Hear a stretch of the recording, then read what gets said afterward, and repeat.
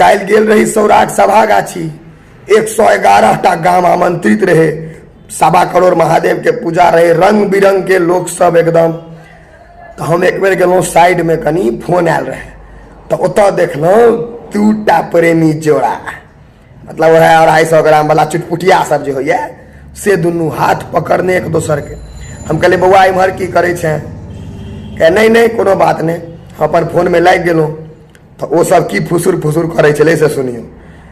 अपन सबके पहिल मुलाकात सभे गाछी में भेलै, मतलब अपना दुनू एक दूसरे ले बनल छिए से बुझ लियो। मतलब वो छोटका इतनी टा रहे ननकिरवा भी ओकर गप सुनियो, एक दूसरे ले बनल छिए, अपना दुनू कहियो जुदा नहीं हेबे, अलग नहीं हेबे। हम कहलिए हे महादेव, पाप किछ नहीं भ सकैया ई जुग के।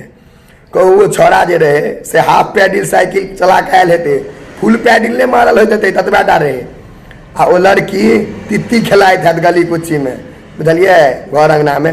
अखन ओकरा होश संभाले के ठेकान नहीं रहे, लेकिन एक दूसरे के लिए बने हैं। ओहो, हम तो नहीं किछ कहलिए, क्या कि बुझते छिए जुग जमाना खराब छे। इच्छा भेल जे कनगोस तका के दिए, लेकिन फिर कंट्रोल केलौं।